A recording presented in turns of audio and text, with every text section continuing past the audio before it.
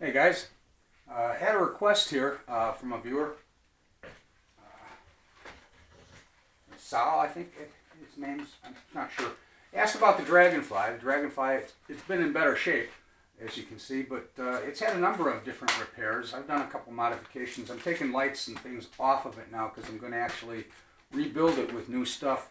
But I had an entire season of flying on this bird, and although it's looked better, it still flies great. The only problems with this thing right out of the box, and some trim issues, and one thing that the guy is concerned about, he says it wants to fly and kind of go in circles, and he's having a little hard time controlling the thing. As much as it's important to get your CG, now see, I've got the battery in here all the way up to the front, and I'm using the stock battery that came with it. It's a 1300 mAh 7.42 cell. And I've got a gyro in this one too, and it works great. But you know, start slow first. Get used to flying first. This is a great model to practice with and try with, because it's really resilient. It takes a crash the first couple of times not so well. Real weak in the tail section. The boom likes to bend up and flex here. As you'll see, the groove, that's from the propeller here on an impact, and the tail comes up and it chops it up there. Now, it's no big deal because there's a spar that goes all the way the length of this. So I actually ended up just making it part of the game plan here, as you'll see. You just leave the notch there, because when you are flying this thing and you start getting good with it and getting aggressive, you'll start doing stuff and you'll be crashing. You'll crash this thing. But the more times you glue it, it breaks here. The pod likes to break off. The first thing you want to look for after you've crashed this plane is any cracks along this wing section here. I didn't see it the first time I crashed this plane and thought it was fine when I put it back up in the air and it wanted to fly weird. But the wing had a little bit of flex to it that shouldn't have been there. Well, I went ahead and fixed that, taped it, glued it. Didn't think to check the spar, okay, because there's a spar that runs. Actually, wait a minute. This one may not have a spar. This was a one-piece wing, if I recall now, okay? No spar on this one. But you know what? What I did when I rebuilt this thing was I put a spar in there to flex it a little bit stronger. And I put tape across the leading edges, not only for aerodynamics and wing protection a little bit, but to stiffen it up a bit. And I also did a little bit of reinforcement back here in the tail section because it was really wiggly. But by getting a few coats of either paint or the glue, and as you start doing the repairs on this thing, this model gets stronger and stronger. Now, with all the weight of the paint and the glue that I've got on this thing now, it's probably almost twice its flying weight, what it was stock out of the box. But it still flies great. You could put a 3S battery in this thing, about the same size. It handles it just fine, and it gives it the extra power it needs for the weight. With the added weight, after all the repairs and stuff, this thing flies a lot more stable than it did out of the box. You can take it out in a windy situation now, and it'll handle the wind a lot better than it did right out of the box. Right out of the box, this thing did not like the wind very much at all. When I put the gyro in it, that took the wind out of the equation, made things a lot easier.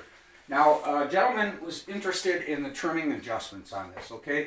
I don't have a receiver in this right now, and this is kind of a quick impromptu. Guy just asked me for this, and I'm going to try and help him out. Go ahead and get it set up and get your balance. Make sure that your CG, okay, is where it's supposed to be, all right? Now, I've got mine marked under here where it should be, and with the battery in it right now, this thing should weigh and go straight. It should be about looking like that. Not perfectly flat, but just a little bit nose heavy. Just a little nose heavy. Now, the other important thing on this plane, because as you give it throttle, it wants to climb. And about mid-throttle, it should level off and fly straight and flat. And decreasing throttle, it should start to come down. Okay, but this plane should pretty much fly itself if you get the CG right. The other important thing on this thing to keep it from wanting to go this way or that way, just make sure you've got your control surfaces set level. You've centered your servos, you know, on the radio and everything else. Things fired up. Then look at your settings and see where they're at. All zeroed. If they're off a little bit, center them. Make sure all edges are flat. You always go with the outside edges. Tail, okay, of course, you know, you want your rudder straight. All right, and you're steering with your rudder back here. Elevator. Mine is just straight flat. I mean, it doesn't really get any easier than that. And this thing pretty much wants to take off on its own in a very short hop. And then it's just simple, easy elevator control. You might want to throw in some expos on this to start off with. I know on the stock radio it doesn't have that, so you're just pretty much stuck at full ball, open control surfaces all the way around. But if you have the option of dialing in some expos, run them at about maybe, give yourself maybe a 20 or 25% expo to soften up the control surfaces, because you've got a big wide aileron on each side of this thing, so it's real whippy. This thing will do all kinds of aerobatics. But once you start crashing it a little bit and you start getting the hang of it, this plane will teach you, and you will learn to fly, and you'll see how it wants to fly, and you'll kind of go with it. But after you've had a few crashes and a few repairs, it gets stronger and stronger. I mean, stock out of the box, you can't do this with this plane. Not without breaking something, okay? Leave the groove in there. Don't worry about it. It doesn't affect anything. In fact, actually, it makes it more resilient for the next time. You can just pick it up usually and throw it back in the air, and you don't have to worry about this all chopped up stuff. What else can I say about it? Oh, the CG. We get the CG, where it's supposed to be, just slightly. You want it to go just slightly a little nose heavy. And then the other important thing is always check the balance the other way. Okay? You want the plane not to be listing one way or another way, but find the center of balance.